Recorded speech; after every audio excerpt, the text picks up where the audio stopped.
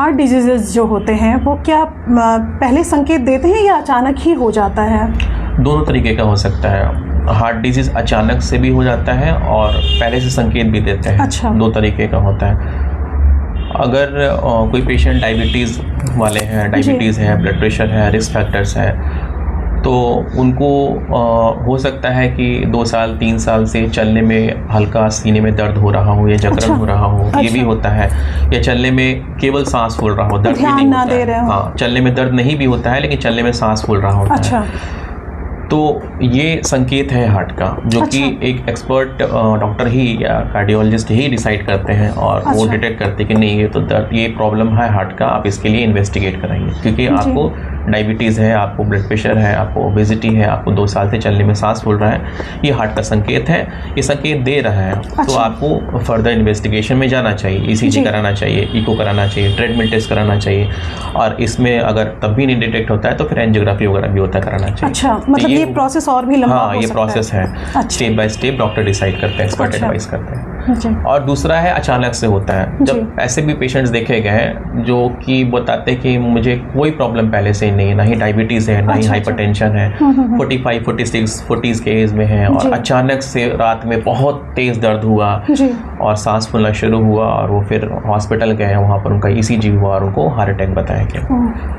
तो ये भी होता है। तो फिर वो फिर फाइनली जब राउंड पे जाते हैं और हम लोग पूछते हैं तो बोलते हैं डॉक्टर साहब मेरे तो कुछ है ही नहीं, डायबिटीज़ नहीं है, तो फिर कैसे हो गया? तो फिर हम लोग फिर रेट्रोग्रेड स्टडी करते हैं, उनका हिस्ट्री निकालते हैं कि भाई आप स्मोकिंग करते हैं कि नहीं करते हैं। तो कुछ लोग बताते हैं कि हाँ, हम स्मोकिंग तो करते हैं, मतलब उनको बीमारी तो नहीं था बट रिस्क फैक्टर्स था। जैसे स्मोकिंग करते हैं, चेन स्मोकर रहे या तो अल्कोहलिक रहे, या फिर बाहर का नॉन वेज, बाहर का फास्ट फूड बहुत लेते थे, तो वो सब निकल के सामने आता है। तो ऐसे प्रेजेंट करता है। कुछ लोग जो है स्लोली संकेत मिलता है मगर वो समझ नहीं आता उनको, और कुछ अचानक से प्रेजेंट करते हैं। जैसा कि हम सब लोग जानते हैं कि इस वक्त तनाव सबको हो रहा है, बहुत स्ट्रेस में है लोग, तो क्या एक ये भी कारण है दिल की बीमारी के लिए?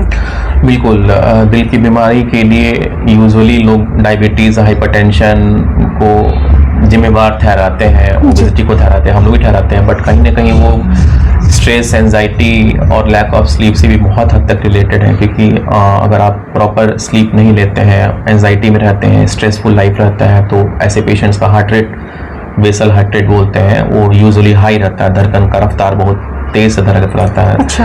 और जिन पेशेंट का धड़कन रफ्तार पल्स रेट बहुत हाई रहता है वो एट रिस्क रहते हैं हार्ट की बीमारियों के लिए। तो प्रॉपर स्लीप, सही समय से सोना, सही समय से जागना, स्ट्रेसफुल लाइफ को as much as possible avoid करना, कहीं ना कहीं हार्ट की बीमारी से बचाया जा सकता है पेशेंट। सर, सोने की बात हो रही है, तो जो बच्चे हैं आजकल बहुत स्ट्रेस है पढ़ाई का, तो बच्चे सो नहीं पा रहे हैं, तो ऐसे में कितना खतरनाक हो सकता है? क्योंकि आप खुद एक डॉक्टर हैं, आपने बहुत पढ़ाई की है, तो उन बच्चों के लिए क्या कहना चाहेंगे आप? पहली बात है कि बच्चों को तो स्ट्रेस देना नहीं चाहिए। बच्चे तो बच्चे होते हैं, स्ट्रेस के लिए पूरी लाइफ पड़ी हुई है। तो ये अप्रोच अब आ रहा है धीरे धीरे कि बच्चों को स्ट्रेस नहीं देना है, बच्चों को इंडिपेंडेंटली जितना पढ़ सकता है पढ़ने के लिए देना है।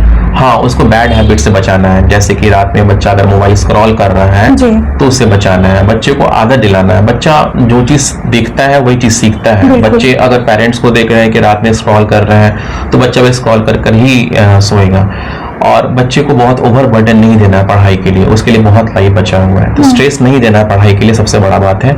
और सही टाइम से सुलाना है, सही टाइम से उसको उठाना है और एक डिसिप्लिन मेंटेन करना है, और बच्चे के अकॉर्डिंग ही अपने लाइफ को एडेप्ट कराना था कि जैसा हम करें वैसा बच्चा करे। सिर्फ स्टडी के लिए अगर बच्चा जग रहा है तो क्या जगना सही है कि नहीं है? नहीं, ऐसा तो नहीं है। रात में जग के पढ़ाई होता है, दिन में नहीं होता है। तो उन बच्चों के लिए मैं देख रही हूँ आजकल बच्चों में बहुत स्ट्रेस है, और बहुत सारे बच्चों के रात में भी मैसेजेस आते रहते हैं डाउट्स को लेके, तो इसका मतलब उस समय में भी मेरा मानना है कि ये जो है सेल्फ एजम्पशन है कि रात में पढ़ाई अच्छी होती है, और जो रात में पढ़ता है वो पढ़ने में तेज होता है और एग्जाम में पास करता है और मार्क्स लाता है। ऐसा बात नहीं है। पढ़ाई होने से मतलब है, वो कोई ज़रूरी नहीं कि रात में, पढ़ाई दिन में होता है रात सोने के लिए बनी है, तो आप रात में सोएं और दिन में पढ़ाई करें। तो देखिए मेरे साथ डॉक्टर साहब हैं और इन्होंने भी बहुत पढ़ाई की होगी तब वो यहाँ तक पहुंचे हैं, तो आप समझ सकते हैं कि आपको रात में जग के ही पढ़ने की कोई बहुत जरूरत नहीं है, और जब आप रात में सोएंगे तो आपको स्ट्रेस भी कम होगा। आजकल अमूमन ज्यादातर बातें सुनती रहती हूँ कि लोगों में ये बात चली है कि जब से कोविड आया है तब से मुझे ये बीमारी है, तब से वो बीमारी है। क्या कोविड भी एक बड़ा कारण है इन बीमारियों का? देखिए, कोविड तो नहीं, कोविड से होने वाले जो, हाँ, कोविड और वैक्सीनेशन दोनों से रिलेटेड सवाल पेशेंट्स पूछते हैं जी।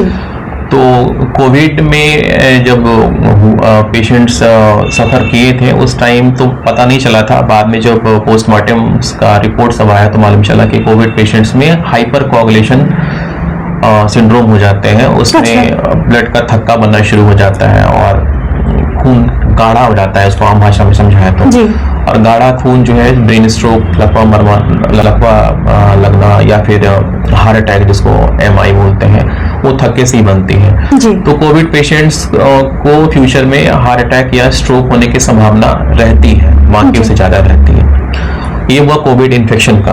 अब वैक्सीनेशन की बात करें, वैक्सीनेशन का भी साइड इफेक्ट होता है, वैक्सीनेशन से भी हाइपरकोआगुलेबिलिटी होती है, खून जो है थोड़ा गाढ़ा होता है। अच्छा। लेकिन उससे होने वाले हार्ट अटैक्स और स्ट्रोक का डाटा बहुत कम है। अच्छा।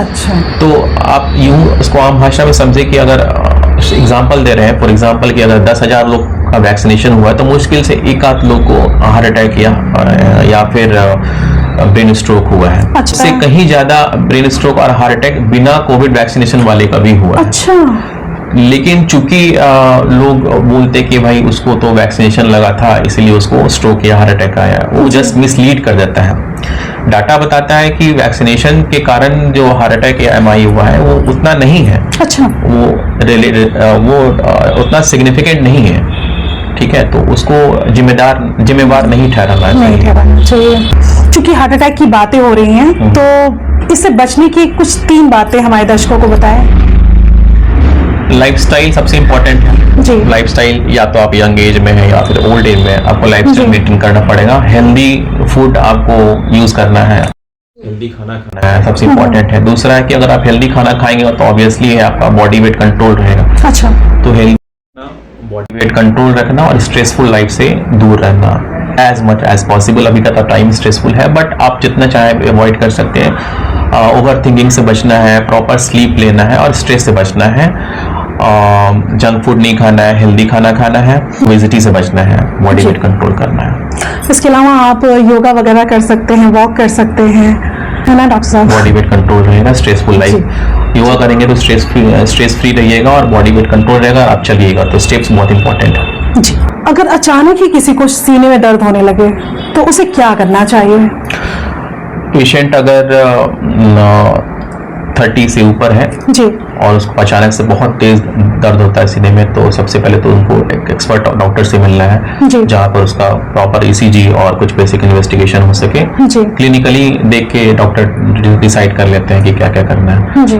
और दवा की दुकान से जाकर दवा नहीं खाना है, ये इम्पोर्टेंट है बताना चाहिए। यहाँ पटना सिटी में ऐसे लोग हैं जो कि चेस्ट पेन हुआ और 5 दिन तक जो है दवा की दुकान से गैस की गोली खा कर जो है जब कंडीशन खराब होती है फाइनली एक्सपर्ट के पास आते हैं, ECG होता है, इको होता है, तब तक बहुत कहानी दूर चली जाती है।